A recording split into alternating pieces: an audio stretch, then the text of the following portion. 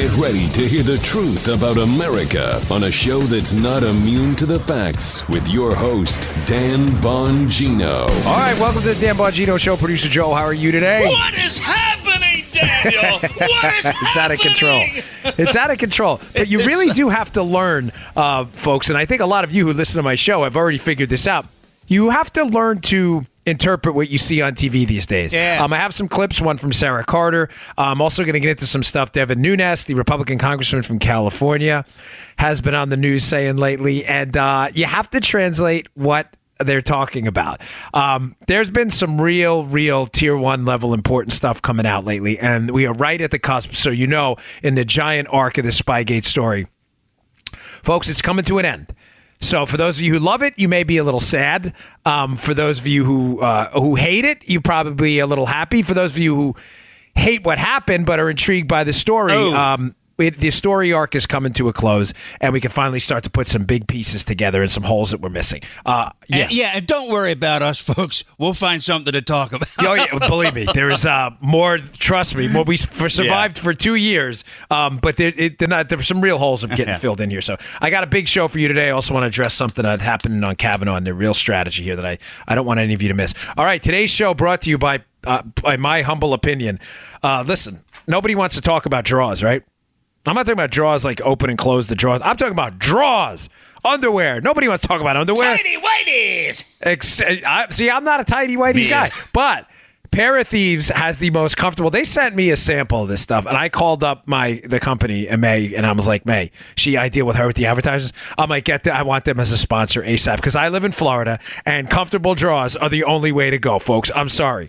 This is the way to rock and roll. Pair of Thieves. If you're not wearing these, you're making a huge mistake. On average, men keep their underwear for 7 long years until they're tattered, soiled, and stained shells of what they once were. Do not be that guy. Pair of Thieves are the most comfortable underwear I've ever worn. Hands down, Daddy-O. Look at you. Oh, look at Joseph. He's not actually showing me underwear he's wearing. I just want to be clear on that. Please. He just went through don't you love them? Oh, yeah. How comfortable are these great. things? Yeah, it's I hate to say it, but it's like you're not even wearing anything. They're the greatest things ever. I love them. Their proprietary moisture-wicking fabric keeps you cool and fresh. It's like AC for downstairs, but feels like you're wearing nothing at all. What does proprietary mean anyway? In this case, it means the competition's been trying to copy this fabric for 4 years, and they failed. One of the guys who started Pair of Thieves says all his wife ever wants to see him is in a pair of these briefs. They're awesome. Everybody loves these things. Try them out. If they're not instantly your favorite pair of underwear, they'll give you your money back for a limited time this month only. Our listeners will get 20% off their first order at pairofthieves.com/Bongino. That's pairofthieves.com/Bongino. Get 20% off pairofthieves.com/Bongino. They are definitely worth the time. Thanks for your patience. Okay, getting right to it. So Sarah Carter was on Hannity's radio show on, I believe, Wednesday. And I've been holding this because I've been doing a little homework on the side because Sarah and I have, I don't know, maybe some of the same sources. Maybe we don't share names because we wouldn't do that to people. But I get some information from different people. So I was careful on this. I want to play this cut, and I want to relate it to a larger ongoing story arc because this is huge. And for those of you who've been asking, is there going to be criminal penalties in this case?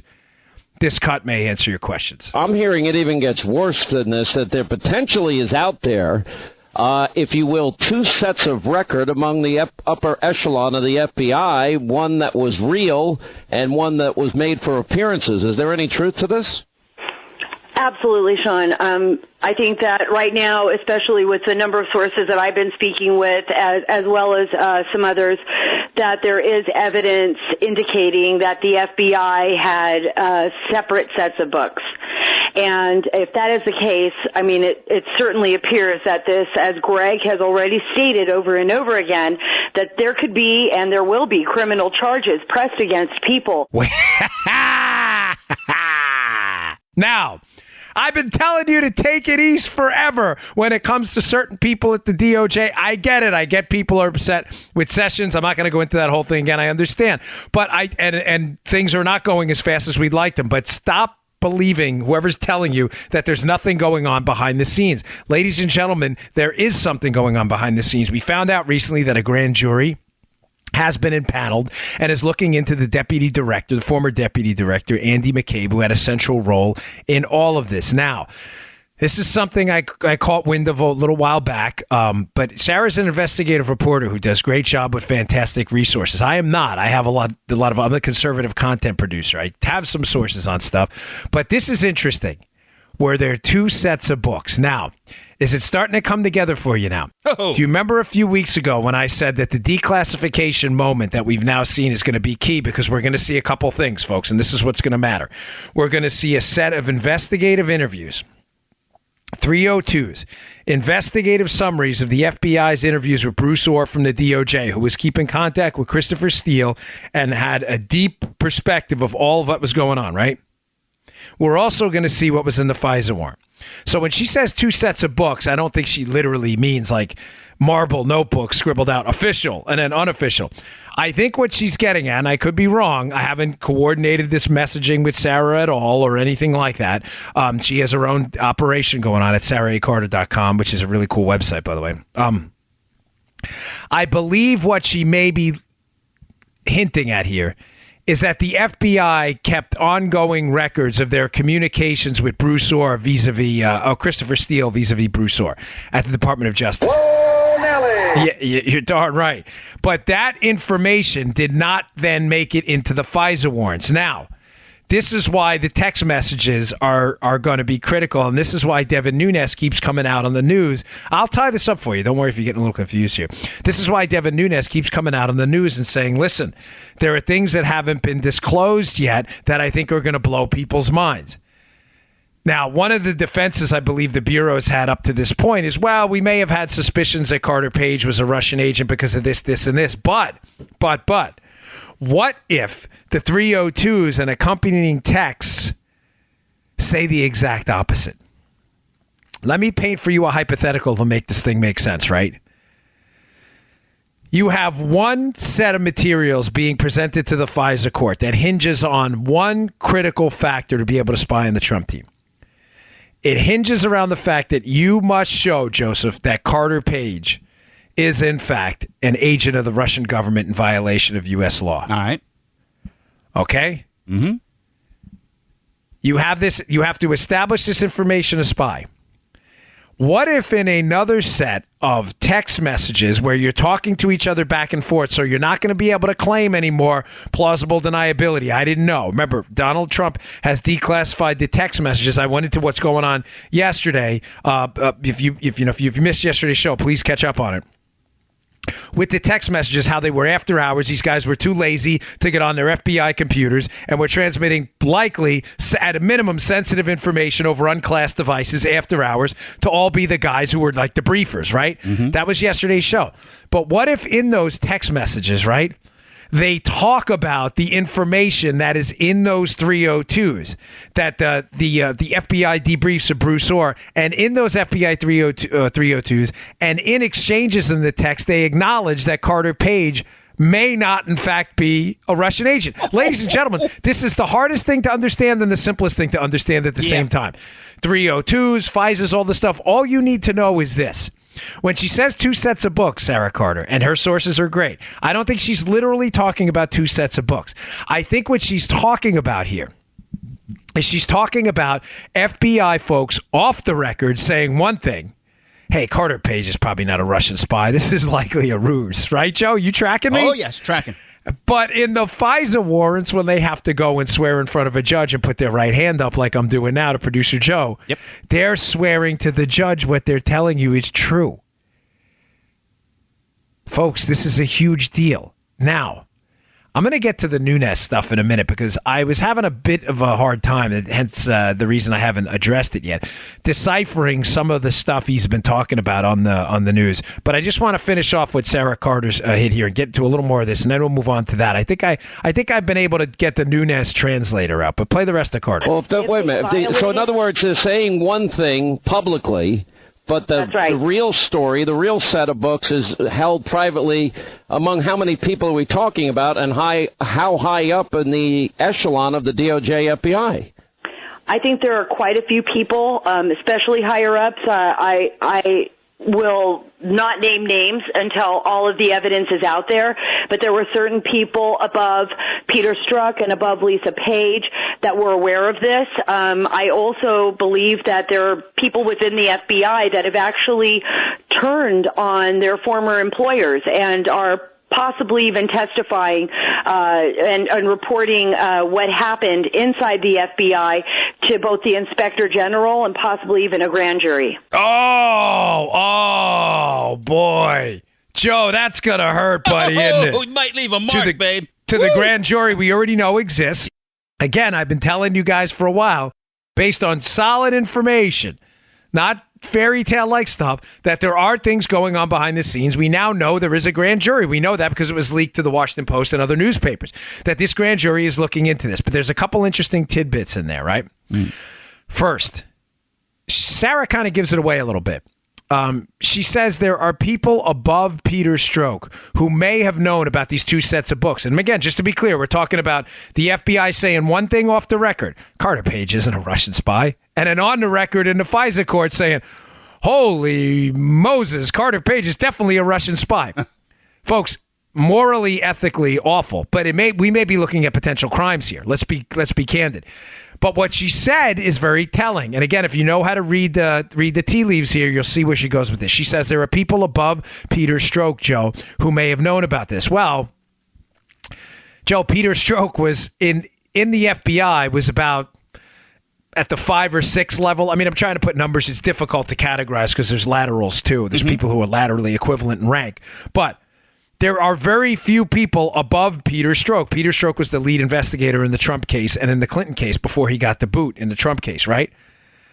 But let's follow the chain of command to deduce logically. Let's do the Sarah Carter translator. I mean that in a positive way. Who might have known about this? Who's the director of the FBI at the time, Joe? Jim Comey. Yeah. Who's the deputy director? Andy McCabe. Who sits right under Andy McCabe in the division that investigates all this, the counter-intel stuff? Bill Prystep. And who is beneath Bill Prystep? Peter Strzok.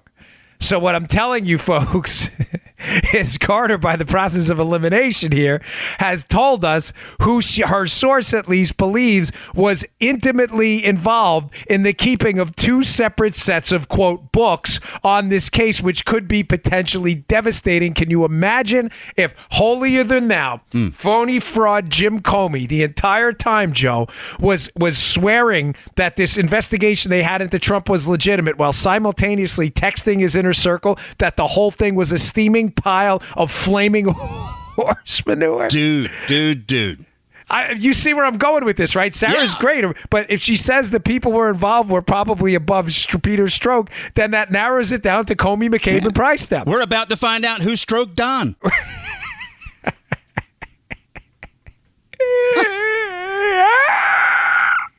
I had to do that, Dan. All righty. Oh, yeah, you can't contain. But at least you're not doing the Pirates anymore. We're done with the Pirates. Don't start me.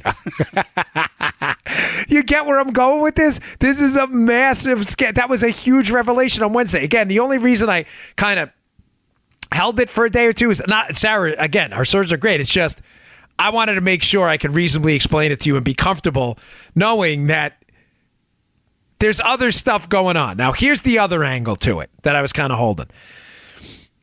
Prystep, so remember, you have Comey director, McCabe deputy, Prystep right underneath them, and then Strzok underneath them. Prystep appears in a press release not that long ago about a pretty significant criminal intel operation the FBI was running.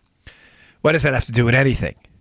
Well, the second half of that piece, Carter brings up an interesting point. She says, I believe, again, she's citing her sources here, that there are people above Strzok, and we've narrowed it down to those folks who may, in fact, be cooperating. How does that relate to Bill Prystep, who is above Strzok's name appearing on a press release not that long ago? Folks, let me ask you just a really simple question. You're an FBI high upper level manager like Bill Prystep, essentially two steps down from the director, right? You're running the division that investigated Hillary's email case. You're running the division that investigated Donald Trump's case. You've also been involved, at least your name is surfaced in the malfeasance involved in the case. Do you think the FBI is going to allow your name to appear on a press release if you were intimately involved in some known criminal activity that was going on right now? I'm just asking, folks. I mean, I'm just asking a pretty simple question here, but I think the answer is obvious. The answer is, of course not. I highly suspect, as I've said before to many people multiple times, to Joe as well, that I'm almost 100% confident that Price Step is still there because he's providing some information on the entire operation. Now, think about that. This is the guy 2 steps down from Jim Comey. Comey, McCabe, Price Step. And he also supervised Peter Strzok. How incredible would it be if this guy is providing information to a grand jury on the case on both McCabe and Strzok? This guy is the meat in the sandwich. He's got McCabe above him and he's got Strzok below him. This is perfect. You can't get any better than this. That is the guy you want. If there's anybody you want, that's the guy you want, folks. You want Bill Price Step to talk. And the fact, again, just to be crystal clear, here, that his name appeared on a press release that on a case the FBI is working right now says to me that there's no chance in hell that this guy isn't cooperating right now. I would be absolutely astonished if he wasn't. All right, let's see. We got a lot to get to today, so that's an important point there. All right, second thing I wanted to bring up. Devin Nunes. Nunes has been all over the news, and Nunes has been talking about the case, and he keeps saying how there's bigger bombs yet to drop here, and that the insurance policy basically may not be what we think it is. Now, Jeff Carlson, who does some terrific work over at the Epoch Times over there, and I have some of his stuff in the show notes today. I encourage you to read it at Bongino.com. Jeff Carlson has a piece out talking about what we believe to be the insurance policy now, and how the insurance policy, what it was thought to be in the past, folks, was just the dossier. Now, I laid out for you Plan A, Plan B, and Plan C, and the insurance policy in light of those 3 plans should make a world of sense. In other words, Plan A was going to be the unmasking strategy, using unmasking and national security letters. It also, I believe, may have been the tapping into the NSA database using these about queries in the NSA database. These about queries. Eventually, I believe they got caught by Mike Rogers. Plan A got shut down. They had to move to Plan B. I believe Plan B was what they were referencing when they were talking about an insurance policy in the case. But what was thought to be Plan B in the past was the dossier. In other words, using political information given to them by the Hillary campaign. I hope you understand this. To continue to spy on the Trump team, despite the fact that their unmasking 702 query operation was probably shut down. I believe it's bigger than that now. I believe Nunes, that's what he's hinting at. And what happened here, folks, what I believe may have happened requires us to go back a ways. Joe, we have to go back to something a long time ago me and you talked about. And what we talked about a long time ago was what Devin Nunes, right after the presidential election, when Dan Coates, I promise this will make sense, is appointed to be the director of national intelligence. He's the big guy now. He's the Trump appointee. They finally get someone in who's approved and confirmed. Nearly the minute this happens, Devin Nunes makes his way over to the 18-acre White House complex. And he goes over there to look at some documents. Remember this, Joe? This is a while ago. Yeah. But I think you may see where I'm going with this. You may not, but that's okay because we really discussed this a long time ago. But it's critical now because, again, I'm getting back to the point that when they moved from Plan A to Plan B was not just the dossier. Plan B may have been something bigger than just the dossier. And the Nunes trip to the White House, I think, points exactly to where he's going with this. That initial trip over to the White House is key. Why? Folks, the way intelligence works within the federal government infrastructures, you have these various systems, the SIPRNet and things like that. And some of the information is so highly classified that it is not shared on open internet sources, even through encryption. It's kept in specific locations. And in order for you to access that information, that compartmentalized information, you have to go to actual facilities to get that information, and you can't remove it from there. Please follow me here, because this is going to make sense as to how they moved from Plan A to Plan B, the insurance policy, and how the insurance policy was not just the dossier or the political information they got from Hillary on Trump. I think it was bigger than that. Now, that Nunes trip makes a world of sense because If you understand what I just told you, that very specific, sensitive information, Joe, is kept in very specific facilities, then why would Devin Nunes have to go over to the White House? Maybe because the information was only kept on the White House complex? Now, what would that be?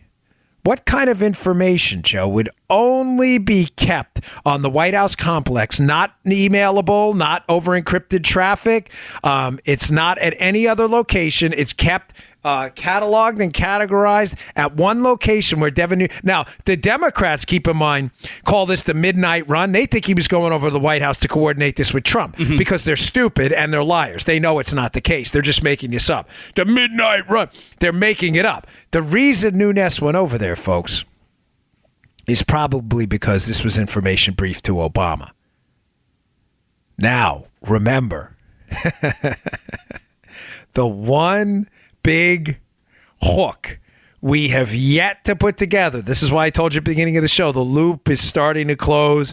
We are finally in, I think, the end months of Spygate and getting all the information together on Spygate. The one connection we have consistently failed to make, both here and elsewhere, I shouldn't say fail. I've given you some information. You should put the puzzle pieces together yourself at this point, is the direct connection to the White House. Did you ever notice how in the whole Spygate thing, Obama's name almost never comes up? Brennan comes up, Susan Rice comes up, Jim Clapper comes up, Jim Comey comes up, Andy McCabe comes up. Joe, don't you find it a little suspicious that Obama's name never, ever comes up? Yeah. This is one of those, protect the king moments at all costs. Absolutely. Folks, if that information that was in the dossier made it over to the Presidential Daily Brief, folks, we have a big problem. We have Watergate, what looks like an episode of Romper Room. It also would explain why, another reason why Bob Mueller was brought in.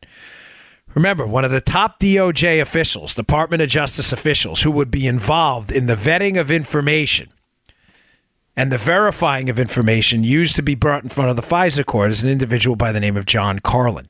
He was Obama's DOJ National Security Division head. Remember the name? Of course you do. He had another job, though, Joe, before that. Bobby Mueller. Yeah, Bobby M. How was he related to Bob? Oh, he was his chief of staff. That's right. Now, put the pieces together, what I'm telling you here. Plan A, unmasking. Potential queries into the NSA database. Remember, this is all to spy on Trump and take the Trump team down. And potentially others too. Remember what I told you in that show a while back about the possibility, was it Victoria Nuland who said about other dossiers? Were there other candidates involved too? Did we have a massive spying operation on political party opposition being run out of the White House that Mike Rogers exposes and shuts down? Plan B, let's use the FISA courts. If we can't spy using the NSA database, Joe, we'll just get a FISA warrant on one of them. We'll use the two-hop rule and we'll hop around. But we don't have any information for the FISA court. Well, I tell you what we can do. Let's keep these two sets of books, because I remember this guy, Carter Page.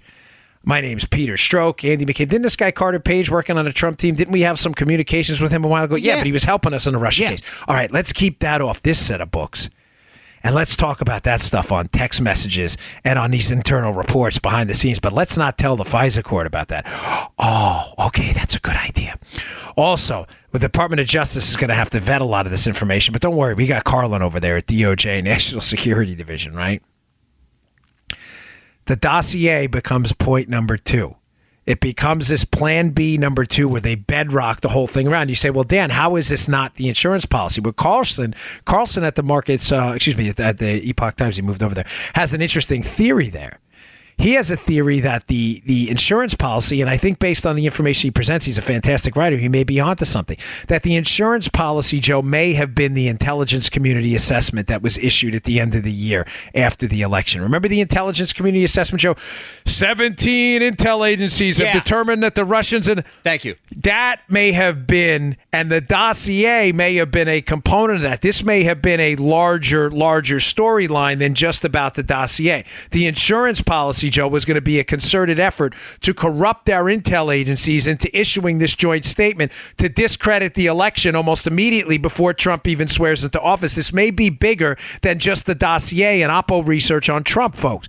This may have been a concerted effort between various players who were not smart enough to cover their tracks to not only ding up Republican candidates throughout the candidates throughout the Plan A cycle. When they figured out it was Trump, they moved to Plan B to spy on Trump. When they spy on Trump and they don't get anything, they use the dossier and the political information to put together an intelligence community assessment issued after the election to be fed right to the press that gives the imprimatur, Joe, of the intelligence community that this in fact happened, that the Russians overthrew the election, that Trump's illegitimate, that it may have been bigger than just Trump collusion. It may have been a way to discredit the entire election.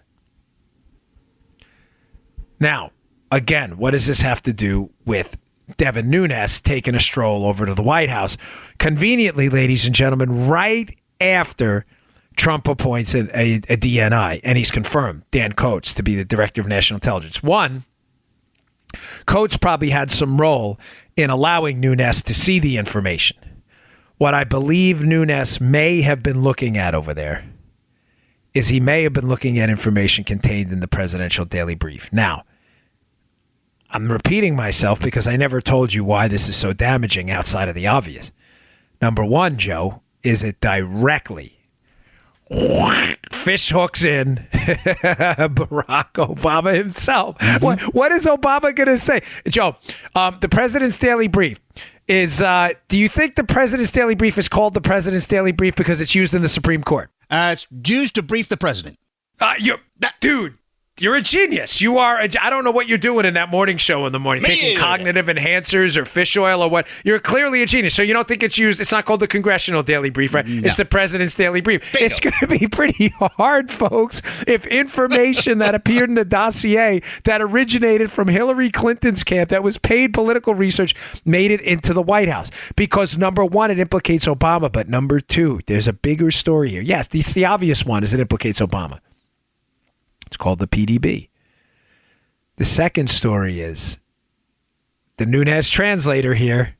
Do you notice how Nunes, Joe, in almost every one of his appearances, constantly insists that none of this was passed through official channels? Intel channels, that is. It's intelligence, right? Yeah. Intelligence that Donald Trump was colluding with the Russians, allegedly, to overthrow an election, is actual an intelligence product that's supposed to be vetted, and matter of fact, should be extra vetted because of the seriousness of the charges. I'm not crazy, right? Understood. Nunes, and you and I have played, 10, 20, 30 of his clips on the show at Maria Bartiromo. Yep. They're all gold. Nunes always makes a point to say how none of this information came through official channels. So, ladies and gentlemen, let me ask you a question, right?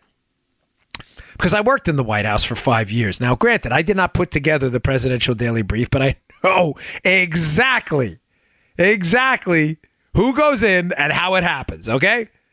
I'll leave it at that.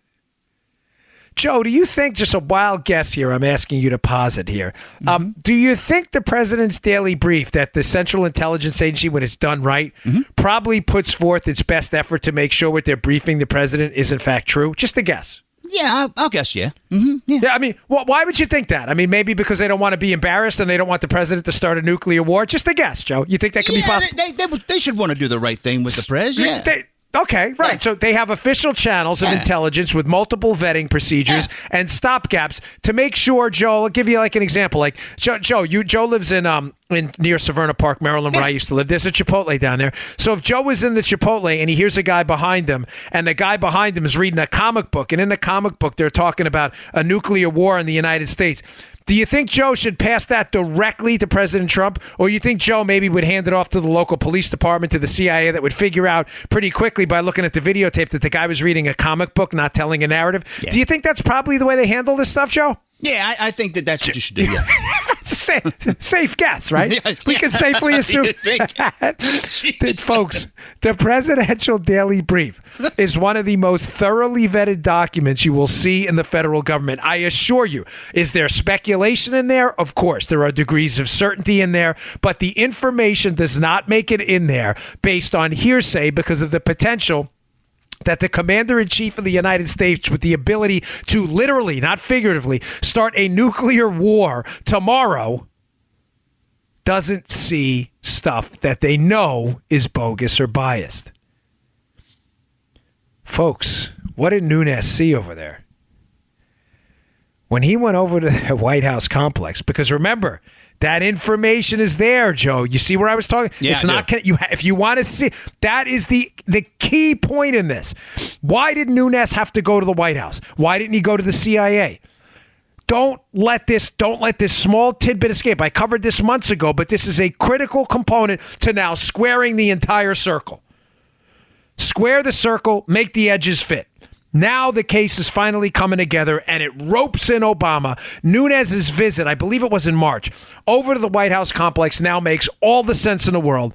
What were they trying to hide? They were probably trying to hide the fact that the dossier, a garbage piece of political crappery paid for by Hillary Clinton, somehow bypassed official intelligence channels. And don't tell me for a second with a straight face that John Brennan didn't know about this. Brennan didn't know that they were circumventing official channels. That may have somehow made it into the president's brief. Folks, again, this is the mother of all bombs. You may say, yeah, whatever. You say that all the time. It's because it's true. It implicates the White House, number one. It decimates the credibility of John Brennan's leadership at the CIA.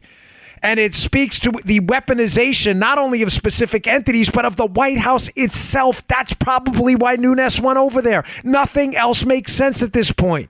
Remember Occam's razor. Keep it simple, stupid. Why else would Nunes go over there? Why create even the perception of political partisanship by visiting the White House? Why would he do that? He's not dumb, Nunes.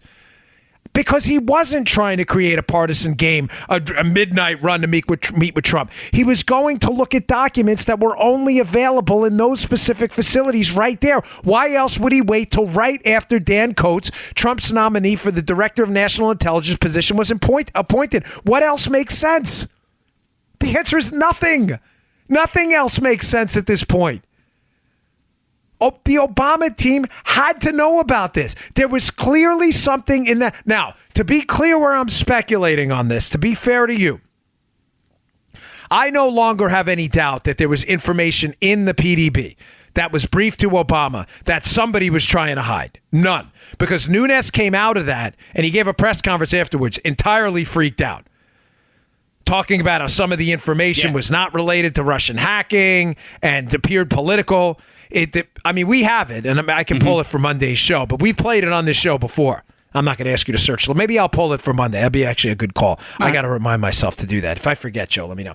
But I will pull it for Monday. But needless to say, he comes out of it very freaked out, and he makes a couple points. Some of the information appeared political, and that some of it was not related to Russian interference. Folks, clearly something briefed to Obama didn't make sense. Something smelled bad. But that storyline and that story arc, did you notice in the wonkery of Spygate and all the twists and turns and GCHQ and Hannigan, the NSA and National Security Letters and Peter Strzok and Tex, in all of that, the connection to Obama has been seemingly lost. We may finally be closing in on the real connection, that the White House may have been involved in what happened here. I know, and I'm confident telling you that something that was said to the president, briefed to the president through his specific located intelligence stream at the White House, was probably something they want to make go away really quick. My suspicions to you are exactly that they probably had two sets of books, like Sarah Carter's sources are saying. They had one set of books, which was a political strike on Carter Page. They had another set of books that was actual investigative work done on Carter Page. The one set of books, whether it's notes, text, 302s, indicated they had nothing on Page. The second set of books said, we need to spy on the Trump team. Plan A's been shut down. Let's just not tell the FISA court what's in these books. Let's tell them this instead. Oh, my gosh, folks. This is third world republic stuff. This is unbelievable. All right. I got more. I went a little long, so I read that. And again, I really appreciate your patience with the sponsors. They really want to be here. They enjoy talking to you, and we try to keep our ads to a minimum. So we only run 3 ads per show. So I really appreciate your patience here. Just give me a second here. I want to talk about Beachbody On Demand. I love Beachbody On Demand. I use it myself. My wife uses it. Matter of fact, after the pregnancy she had our second child, she got shredded on Beachbody. She was using P90X and Insanity. She was using that for, like 2 months, and she looked like a fitness competitor. She's incredible. I like the Core de Force because of the mixed martial arts stuff. It keeps your abs pretty ripped, to tell you the truth. Listen, this company has a history of success. They're behind P90X, 21 Day Fix, T25, PiYo, Hip Hop Abs. All you've heard of their programs before Beachbody On Demand. We know why you've heard of them, because they're the best. They have world-class trainers. Get motivated by celebrity super trainers like Shaun T, Shailene Johnson, Tony Horton, and Autumn Calabrese. They have the best programs. They have over 700, that's 700 workouts for all fitness levels, ranging from bodybuilding to weight training to cardio to high-intensity training, yoga, even dance workouts. They'll give you nutrition help. They have programs that make eating right easier, dozens of easy-to-follow meal plans, and hundreds of delicious recipes online. Plus, here's the nice part. You work out on your schedule. Why pay a trainer? You got to meet them. You got to drive there. Sometimes they don't show up. They're late. Maybe they're mean to you. Maybe they're not. Now with Beachbody On Demand, work out on your own schedule. They have workouts that require no equipment. They have other workouts that do have equipment. They have workouts that are 10 minutes. They have workouts that are longer. That's what's great about this program. Access it anywhere, anytime. Computer, web-enabled TV, tablet, smartphone, Roku, Apple TV. It's the best deal in fitness. I love it. My wife loves it. She swears by it. It is absolutely terrific. What are you waiting for? Join 1 million people currently on Beachbody On Demand. For a special free trial membership, I want you to text 303030 to Dan B. So text 303030. Text Dan B to 303030. Sorry, I just want to make sure you get this right. You will get a special free trial membership when you text Dan B, DANB, to 303030. Text Dan B to 303030. You'll get full access to the entire platform for free, all the workouts and nutrition information and support. Just text Dan B to 303030. You will not regret it. They are terrific programs. You know I love fitness. Okay. All right, folks. So just to sum that up and move on to a couple other things, because this is really important. And by the way, I'm sensing there's a problem here. The shift in cooperation in the case. Chuck Ross has a really great piece I have up in the show notes today at the Daily Caller. Please check it out at Bongino.com. It means a lot to me. Chuck Ross has a piece up. Now, Joe, Nellie Orr, who's Bruce Orr's wife. Bruce Orr was the number 4 at the Department of Justice, knows John Carlin and all of them. Bruce Orr's wife, Nellie, as many of you already know, was working for Fusion GPS, the company responsible for compiling the dossier. Joe, ever since the announcement that the texts were going to be exposed, and to be clear, when I say the text, I'm talking about the text between McCabe and Comey. When I think it's going to expose is this second set of, quote, books, where they were talking about one thing, Page isn't guilty, and on the other side, they're pitching to the FISA court that Carter Page is guilty. You get it? Oh, yeah. Ever since the word Trump was going to declassify the text, which wasn't really in the strand, and you listen to yesterday's show to cover the whole thing about why that matters, right? Ever since that became public, there has been a stunning turnabout in the case. And what's the stunning turnabout, Joe? Nobody wants to talk anymore. All of a sudden, you remember Chatty Peter Stroke? Peter Stroke up there with the smirk. Remember the smirk? Joe, me and you get the video of it. That stupid smirk he had. Peter Stroke was so cocky up there on the Hill. There's word, and Chuck Ross has in his piece, that supposedly Peter Stroke and Nellie Orr now are saying, we're good with this cooperation thing, Daddy-O. Tell you what, we're just going to stick with this. You subpoena us, and then we'll talk. Wait, what? I thought you were Peter Stroke. He sat up there. I did nothing wrong. So indignant. I did righteous indignation. Nothing wrong. I'm Peter Stroke. How dare you question me? I'm the number 4 individual in the FBI. And now all of a sudden he's asked to come back after these texts, and he's like, I think I'm going to need a subpoena. Oh, ferret face. Where did you think of that one? That's funny, man. Ferret face. I can't get. You're right. He does have the ferret face, right? Ferret face, yeah. So Stroke and Orr apparently have stopped cooperating. I'm telling you, the reason is probably because of this great analogy of 2 sets of books. The texts are likely going to disclose that all of the information was indicating this entire time that Page was, in fact, not a Russian spy. The information was political. And once it became more obvious that this information they were getting in the dossier about Page being a spy, once it became obvious that it was going to fall apart, instead of going to the court, Joe, and saying we made a mistake, what did they do? They renewed the damn thing 3 times, the FISA warrant. I mean, talk about a tragic comedy of errors. You mean FISA? Yeah, there's a big-ass rubber stamp, dude. Where did you get that? It was a listener sent that to me. Yeah. You can say, by the way, you're at Joe Haas1 on Twitter, right? Yeah. If you have sound for Joe, tweet him. Yeah. Tweet him the link at Joe Haas1 with a Z, at Joe Haas1 on Twitter. And Joe watches his Twitter. I mean, not every 10 minutes like me, but he'll get it. If you have some good stuff, he's happy to put it, as long as it's not like it's a family-friendly show. You got to bleep out the cussing. Yeah. He can do it for you, but don't give him any extra work. All right, folks. So that's that story. The Sarah Carter thing is a real bombshell. I only held it a bit because I was waiting to hear about Price Step, and I really believe Price Step is cooperating. He is the number 3 in this chain of command. I think he's going to expose this. I believe this grand jury's been impaneled, so that's big takeaway number 2. One big takeaway number 2 is I believe I've finally figured out in the Nunes translator what's going on here, that this connection to the White House is probably now becoming very transparent by way of information that was exchanged in these texts, and that's why President Trump is declassifying it. So, well, be proven right or I'll be proven wrong within the coming weeks. But Joe, I don't think we've been proven wrong in anything yet. Not yet. I'm pretty sure we've been where you have like a 100% record of success on this. Yeah, so it's freaky, man. Yeah, it's been good. Okay, a couple other things I wanted to get to. Just a quick newsy story before I get to this Kavanaugh thing. Folks, don't freak out just yet about this alleged blue wave. The reason I say that is there are some signs of life out there in the electorate which aren't receiving a lot of PR. Just 2 quick things because I want you to understand this. There have been cases out there, 2 specific cases I've seen recently where we're seeing one critical thing. Yes, I stipulate the point, and you should too at this point. There's a lot of anti-Trump anger. Us ignoring that just makes us look like idiots, okay? We were angry at Obama. The left is angry at Trump. It's not news. It doesn't make Trump a bad guy. I support the president. I'm just saying us pretending that there's not anti-Trump anger is just dumb. I get it. Right. Point number 2, though, is there is also a feeling amongst a lot of people that for as much as some moderate Democrats and moderate Republicans may not like the president, they're starting to realize this guy's become a darn effective leader. We're seeing some small steps in North Korea. The economy has been an obvious success story. You have to be an imbecile to ignore that. We're also seeing some healthcare prices start to level off, even with the disastrous community rating and guaranteed issue of Obamacare still in effect. But we're starting to see the economy really pick up, and we're starting to see deregulatory reform. Bottom line is this.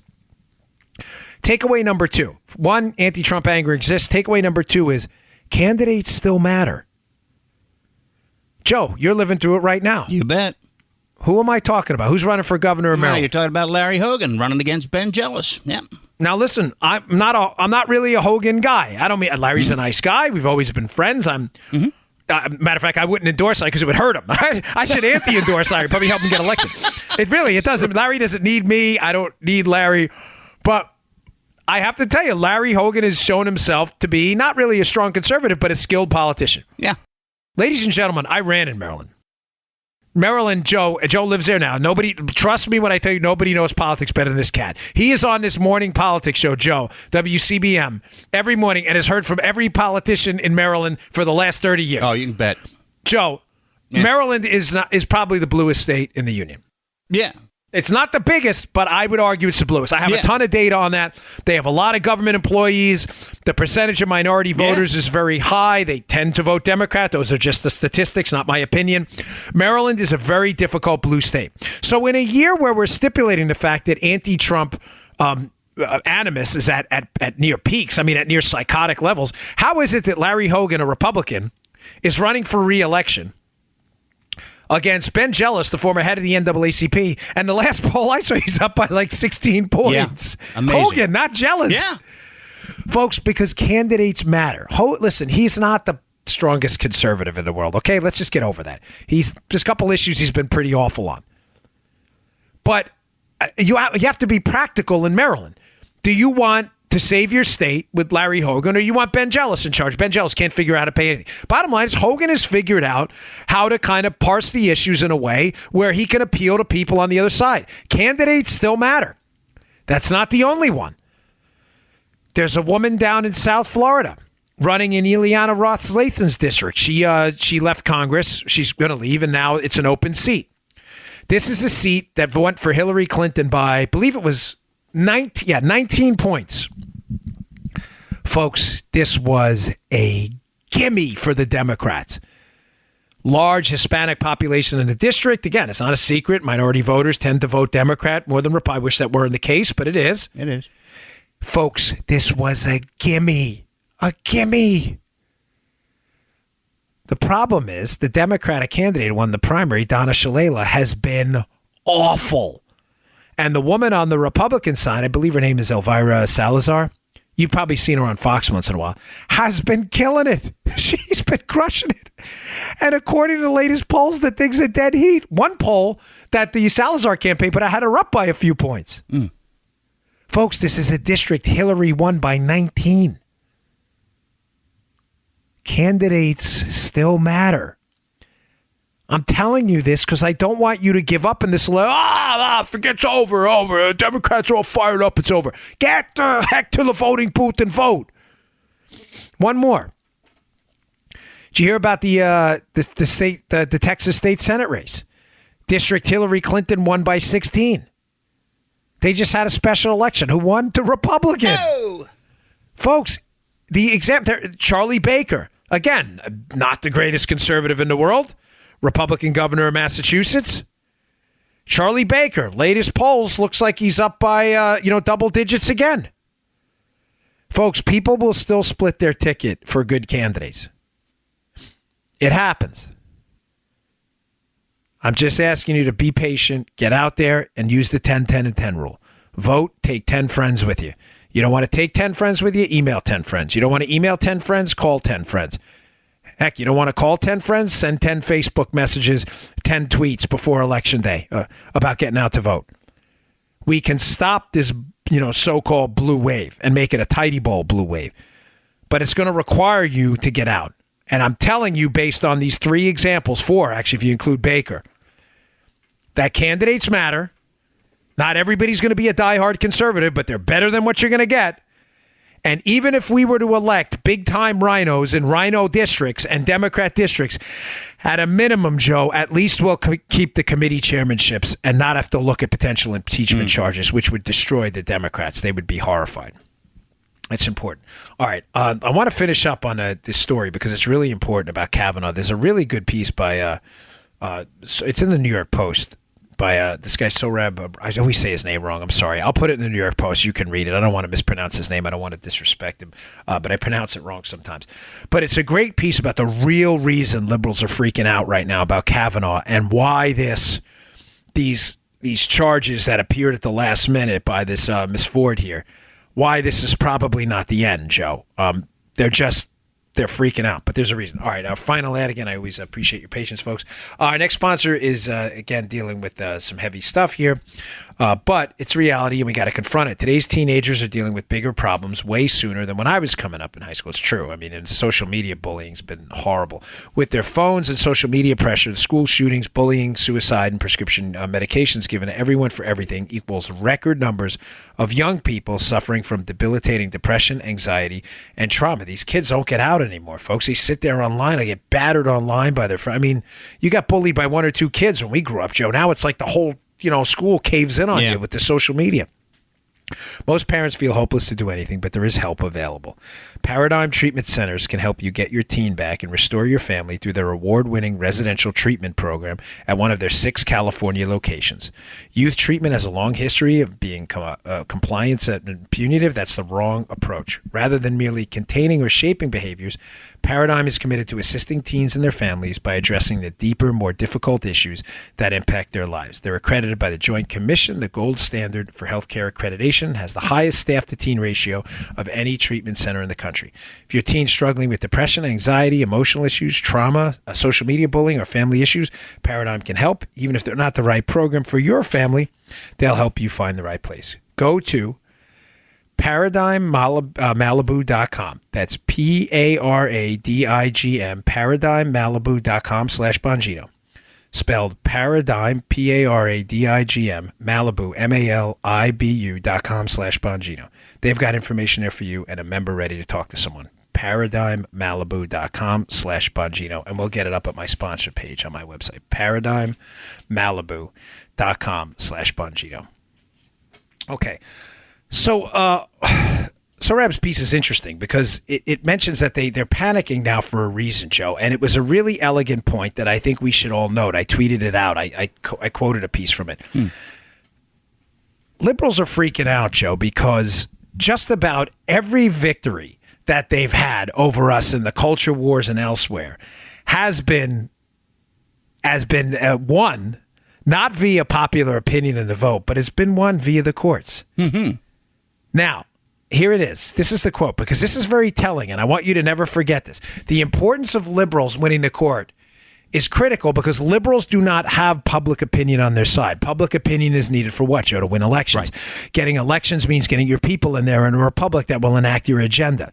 When they can't do that, which liberals rarely, if ever, can, they figure, why try to convince 330 million citizens of the United States if they only have to convince one guy or woman in a black robe on a court? That's why liberals love the courts. Here's the quote. This is killer stuff. Why they're panicking over Kavanaugh. Quote, the short answer is that liberals fear their major cultural victories of the past half century are democratically illegitimate. Not a single one was won at the ballot box, going back to the Supreme Court's 1965 Griswold decision, which recognized the constitutional right to contraceptives. From abortion to gay marriage, plus the host of less titillating issues, modern liberalism has lived by the court, and liberals fear their cause will die by the court. Unless, that is, they block conservative encroachments into the judiciary by all means necessary. Bingo. Damn, is that a good piece. Now, it made its way onto Drudge. It's been moving around. It's at the show notes today. It's super short. It's probably 500 words.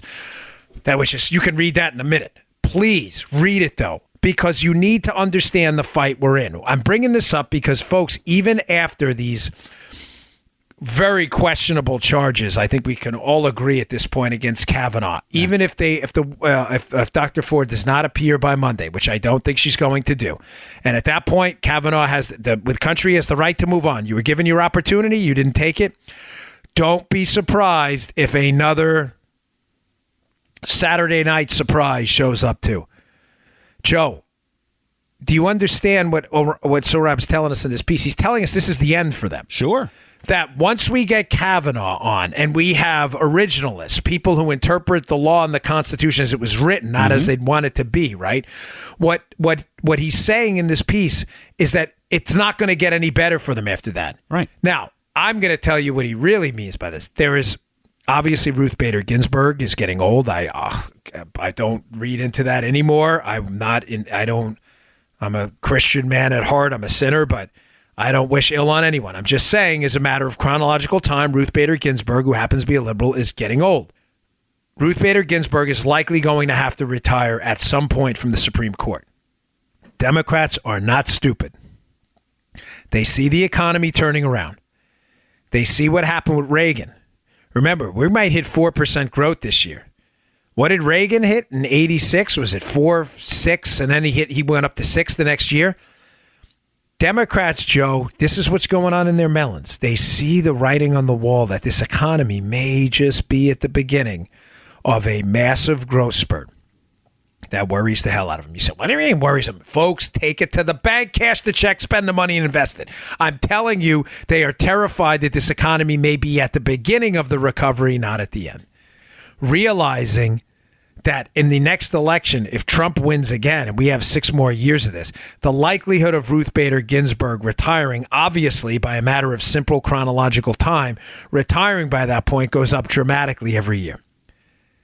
Now you're not just looking at a 5-4 majority on the Supreme Court. You're looking at a 6-3, or God forbid there's a tragedy, someone else were to pass, or if someone were to retire, that could happen too. You don't know, people retire all the time. Look at Kennedy, a 7-2 majority. Ooh. You are looking at a decades-long generational shift in the Supreme Court that the Democrats may never, ever get back. Not only are you looking at the Supreme Court, remember, you're looking at the circuits and you're looking at the district courts as well. Folks, the Democrats would have nowhere to go. Their majority's not popular. They can't win legislatively on these men in the women's room agenda. They need to convince judges in black robes. If they don't have the judges in the black robes anywhere to go, what would they have to do, Joe? What's the only fallback?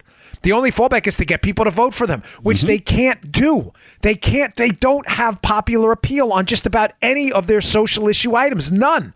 Abortion up till the day of birth. This is what they want. They don't have it. So they're seeing, now are you understanding why Kavanaugh to them this is it? They're figuring if they can stop him here. Joe, again, morals out the window. They will do anything. The Democrats have shown they have no morals. I said to you, and I meant it, I wake up every day thanking the Lord I am not a Democrat. I would never do to a human being what they've done to Kavanaugh, right? Never. No.